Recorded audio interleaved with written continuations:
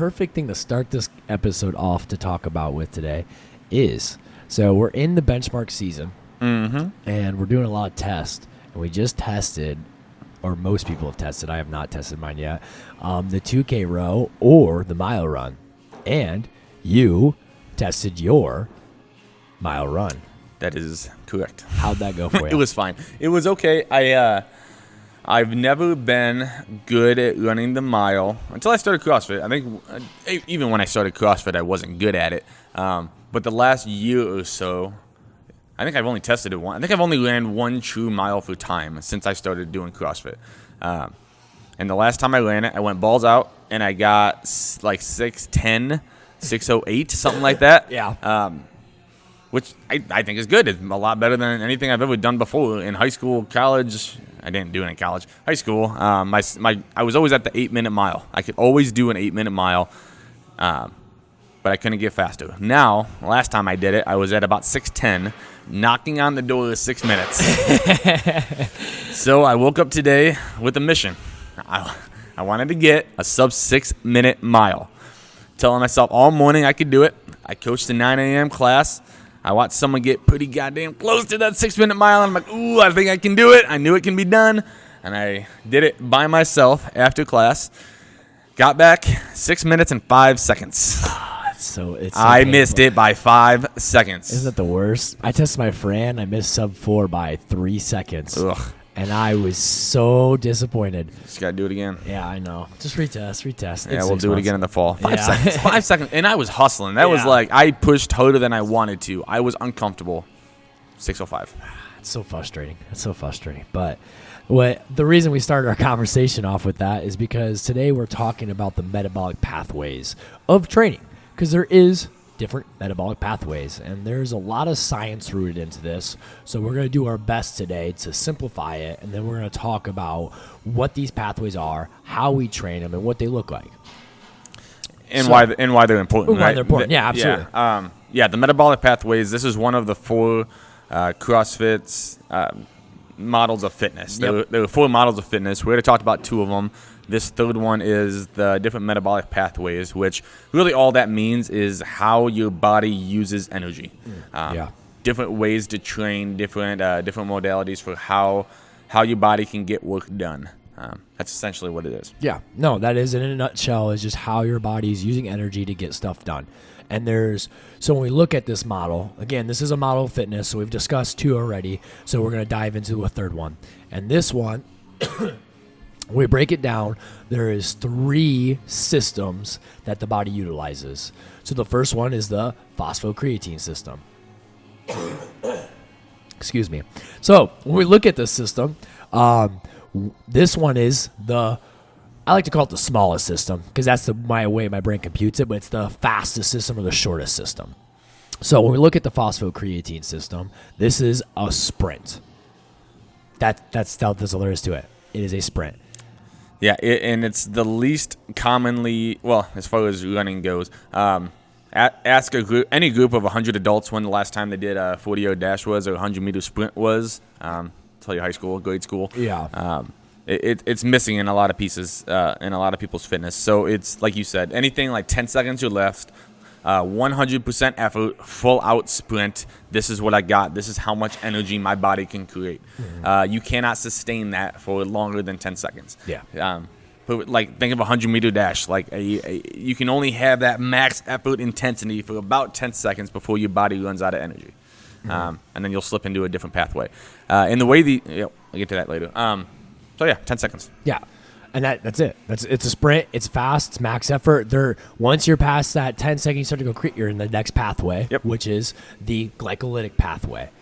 So this one I like to call is the medium-sized one. But this is where most people are training at for the most part. Most people in the CrossFit gym. Yeah, for sure. Glycolytic pathway. It's called the glycolytic because your body uses glucose or sugar.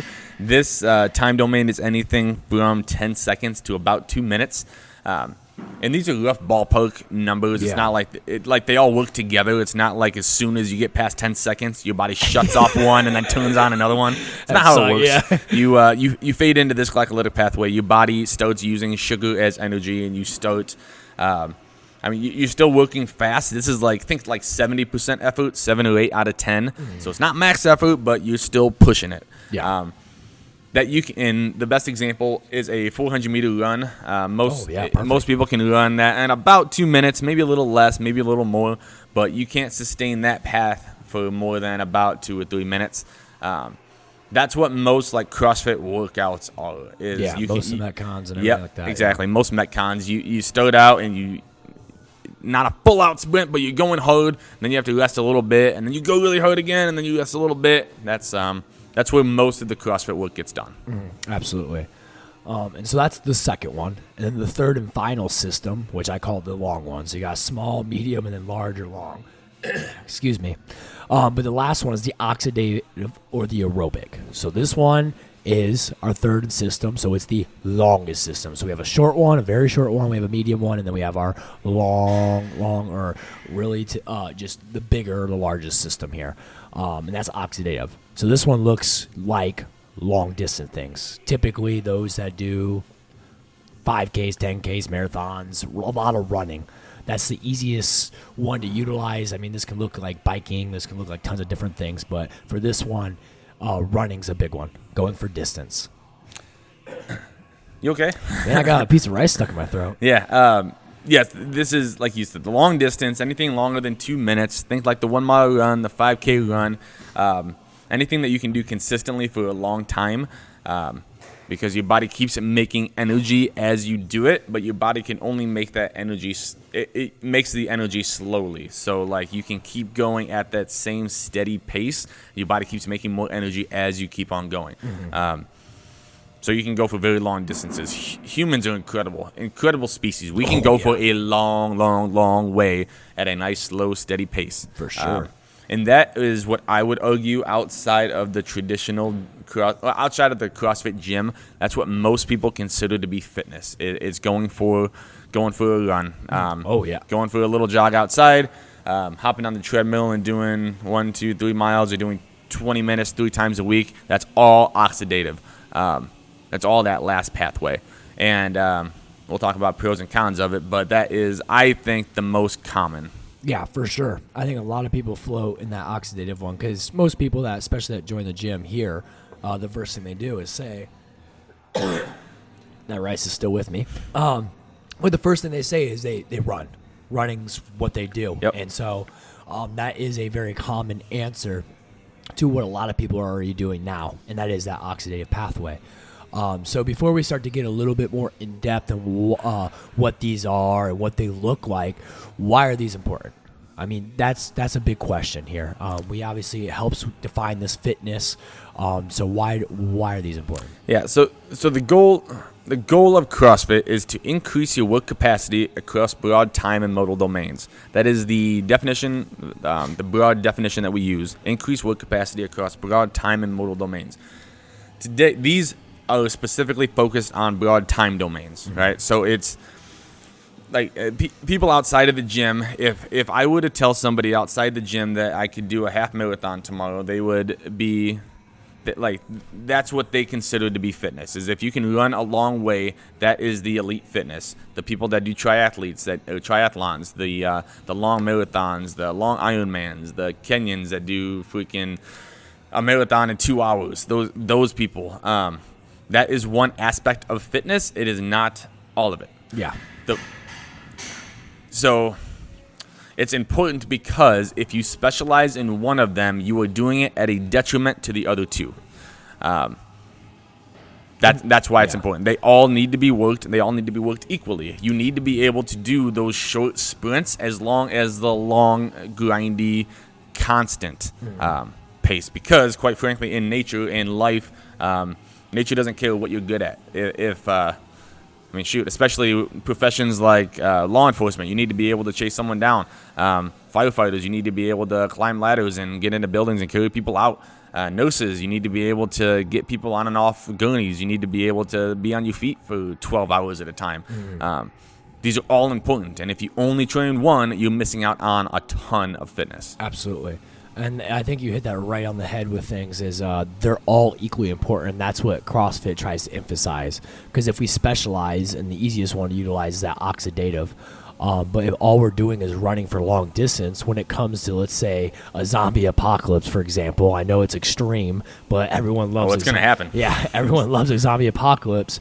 But if we look at that, so yeah, if in that case, in the sense scenario, that person, that oxidative pathway is going to be good at running, forever, a long time and keep evading. But if it's an instant moment where they have to sprint 40 yards, evade, that's not going to go so well for them because they're not used to that just high intense push, and their systems aren't prepared for that. They haven't trained that category or that metabolic pathway, so it's not as efficient. So when we look at that, it's important to hit each and every single one of them. So one, yeah, we prepare for everything outside life, but we increase our overall fitness and not just being a amazing runner. Right, and here's a cool part about how these go is when you train, because two of them are aerobic and one of them, two of them are anaerobic. One of them is aerobic.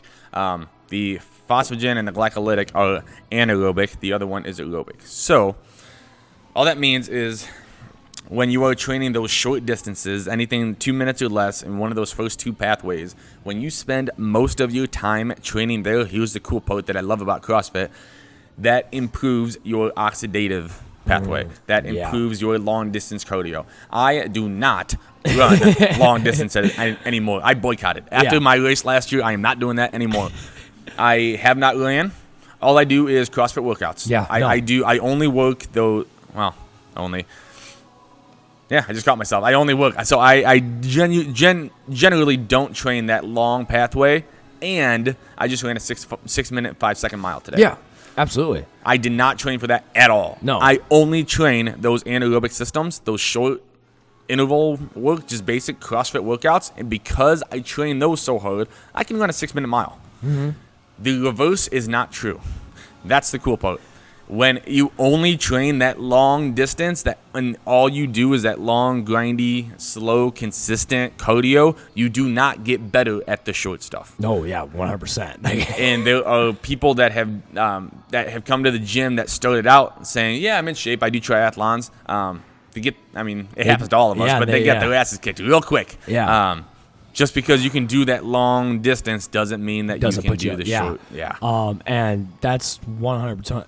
That's 100% how it rolls. That's the thing is, it seems ridiculous. You're like, well, if I can run, for 3 hours, I should be able to do whatever is done.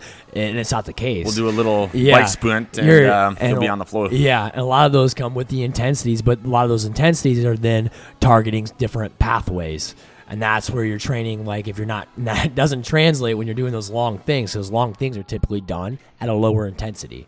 And that low intensity doesn't transfer to high intensity. But when we're training high intensity, that high intensity can transfer and make our low intensity more efficient. And that's where that table turns. And that's why the two other systems transfer to our the oxidative system, but the oxidative system doesn't transfer to the other two. Right. That's because if we just look at intensity, they're trained differently in that sense. Yes. So most of your training, if your goal is overall health, wellness, fitness, and you want to get better at the entire range of the entire spectrum of fitness, most of your training should be in those first two pathways, the phosphagen and the glycolytic. Mm-hmm. That's what high intensity is. That's what CrossFit's definition: constantly varied functional movements at high intensity. Yep. That if you do those things, you will increase your work capacity across broad time and modal domains. Yeah. CrossFit has the shit figured out. It's like they thought of this. They know what they're doing, and there is something to it. Mm-hmm. And you can tell. You can tell the difference if you look at the people that specialists, and especially the long distance runners. And the Olympic level guys, the college level guys and gals, they are skin and bone. They're tall and lanky. I wonder how much they bench press or how much they can overhead press, how many pull-ups they can do or deadlift. They're just missing out on a lot of muscle because, they're just missing out. And that's something we talked about a little bit is when we look at these zones, weight training does not exist in the oxidative pathway. Because those are very long. If you're doing something for more than 7 minutes, lifting wise, whether it be kettlebells, dumbbells, whatever it may be, that is a very, very, very, very long set. So typically our weight training or things that benefit muscle mass and those kind of things are revolving around those first two pathways. And so when you see people that are long distance specialists, and that's what they do. Well, all they're doing is training long distance. So they're not incorporating any type of weight training, or some do, but most aren't, because their focus is that oxidative pathway. How can I increase this? When they could obviously benefit from the other two and the principles of things. Things like muscle mass, bone density, all those things that come from lifting weights and missing out on. 100%. I think that's all I got. I was going to summarize a little bit. Do you have anything else I missed? No, I mean, overall, that's the idea. That's like when we go back to defining this fitness again. We have four different things that we're going to be talking about. We've already talked about two, and this is that third thing. And this is how we define fitness, or measure our fitness, or gauge our fitness. And it's done with these three pathways. When we look at these three pathways, we want to make sure we're proficient in all three. Predominantly train those first two, with some time spent in that oxidative for sure, but those first two are going to help translate in the long run, that third one, but we're making sure we're efficient in all three and not just one. Yep. So if I were going to explain this to a 2-year-old, oh man, that'd be impressive. Let's up it a little bit. Let's do a 5-year-old, because they can understand words. Yeah. Okay. Train short time domains. Train faster. Lift weights faster. Run faster. Do those long workouts, those long runs, few and far between. They still need to be a part of your training, but most of your training should be in those shorter time domains. Mm-hmm. That's why most of the workouts that we do are high intensity and short, because that is how you gain the most muscle, and that's how you get the best overall fitness. Mm-hmm. Yeah, 10 to 15 minute marker. That's where a lot of these workouts like Metcons revolve around, is that 10 to 15 minute marker. So I'd say even less than 10 minutes is to get the really high intensity. Yeah. Oh, yeah. To drive things home. Absolutely. Take Fran, for example. Oh, yeah. That's a good one. Yeah. Yeah. So that's the importance of this. It's just to clarify why we don't do a whole lot of 20, 30, 40-minute workouts. Every once in a while we do, but most of the time we don't, because this is how you get better results. Yeah. That's it. Yeah, for sure. All right. And that concludes our talk today about the third component of fitness, and we'll talk about that fourth one on the next episode. But for those that are tuning in, thanks for listening. If you're watching, as always, it's been a pleasure. Make sure you guys leave a like. Don't forget to follow for more episodes to come in the future. This has been another episode. We'll see you guys on the next one.